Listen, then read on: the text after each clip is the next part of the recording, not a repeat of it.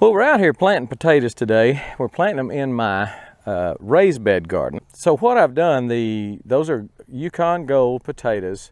I got them from Haas Tools last year. These are last year's seed potatoes that I planted, grew, and then saved. So these have been in the barn on my table, on a little shop table, all summer long. I dug them probably in June, and almost all of them have sprouted, have already begun to sprout. So let me show you the little tool I use to plant these. Now this is the first time I've ever planted potatoes in these tubs. So this is an experiment. I've seen other people raise potatoes in a raised bed garden and they do fine.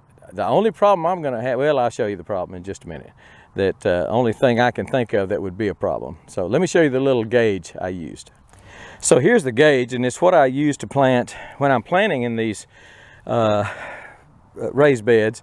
It's what I use to plant corn and onions, if I'm planting onions in here. When I plant corn in here, and corn does wonderful in these things, there's about 7 3/4, we'll call it 8 inches in between these little spikes. And what I did on this, I just went through and marked the tubs, just drug that across the soil of these tubs and marked it, and then I planted in the spaces in between the marks because I only wanted 4, because they're about, like I say, about 8 inches apart, and that's about as close as I think potatoes should be, probably, especially in this closed environment. With the fiberglass walls there, those potatoes are they're pretty much encapsulated in that container there, which is a raised bed. So I marked it off real good, and then I came back through with a post hole digger. Now, there's nobody in the world that hates using a post hole digger more than I do. But I've always wanted to plant potatoes using a post hole digger. I've always thought that would be a real good way to form a perfect hole, the same depth just about every time. And so I came through here with a post hole digger and just started digging holes. And I tell you what, it really, really did well. I'm just doing 4 right down the center. If I put a drip, and I'm sure I will, I probably won't put right on top, even though these drain real quickly. A raised bed, one problem with a raised bed is you use more water than you normally would. Raised beds have a tendency for that water to just drain right through. So I may put the drip tape on the side here. I'll probably fertilize on the side, and then I'm going to come on top, because some of these, with the sprouts were so long, some of these are almost sticking up out of the ground right now, and you can't have that. We're going to get some more frost. So what I'm going to do, most of these are not completely full. They like about 1 inch or 2 being full. So I've got some compost that's not quite finished, but it's finished enough for this purpose. And I'm just going to pile these full of compost. And then after that, the only problem with doing these in this raised bed is I'm not going to be able to hill them. I'm not going to be able to really hill up the potatoes. Potatoes will grow.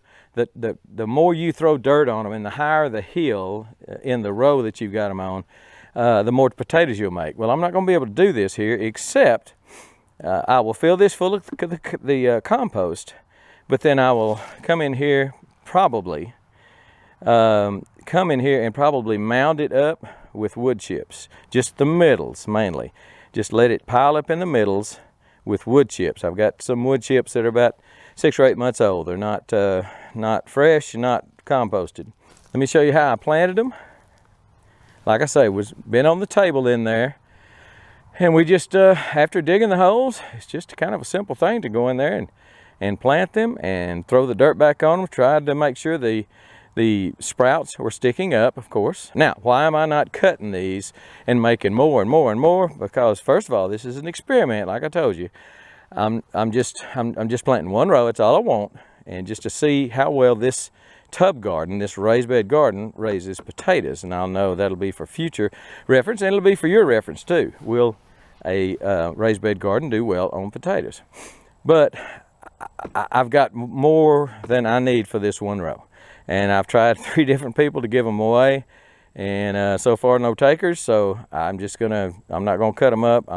If somebody wants to take the remainder of mine, then they can cut them up and have more taters. But right now we're just doing these. And again, these are Yukon Gold, beautiful, beautiful Yukon Gold potatoes. And that, I may not get huge potatoes because of the cramped space and because I can't really mound it up, heal them like I would like to. But I think they'll be good. I think they'll be really good. Maybe good for canning or just fixing with some butter. And shoot, man, I'm getting hungry already. I love taters. Okay, so I got them all planted 4 to a tub, so they're about 8 inches apart. What could hamper my success? Well, again, I'm in a closed area that they don't have a lot of running room, a lot of room to expand. So that could, but also these potatoes, again, they're 9 months old, not been out of the ground 9 months. They're a little spongy, and someone said that is the sprouts already using the nutrients in the potato to start growing. Well, they've been like that for months. So if they've used enough of the nutrients already farming these sprouts, if they've used a lot of this, so that might hinder me. I don't know. So I need to get some compost on them, get some fertilizer on them pretty quick. Potatoes are a pretty heavy feeder. They really take a lot of fertilizer. So I've got some 10-20-10 from last year. I've got some Haas 543, which is the organic, and I can put all that I want on there. It's not going to burn it. The 10-20-10 might burn it, but the organic's not. But the compost layer will also help. Will help it to give it a little more time to come up through the ground, so a frost won't kill the tender parts, because frost will kill that. It'll knock it back. I think it'll grow back. Most times it grows back. It's not a big deal. So I could be hampered because of the size of the containers I'm in, which is, again, it's a raised bed garden, but it's kind of a container garden too. So the size of those could hamper my production. The fact that they've already started using some of the goodie out of the potato could hamper my production, and the fact that I can't mound them up like I typically would out in the soil. Normally out in the soil, I'd come in there with a Haas wheel hoe and heal them when they get 4, 5, 6 inches tall, or if a frost is coming, I'd heal them up, let that dirt cover them. And then, like I say, potatoes will grow up that stalk. The more you cover it, the more potatoes, potentially, the more potatoes you get. So that's what I would normally do in the soil.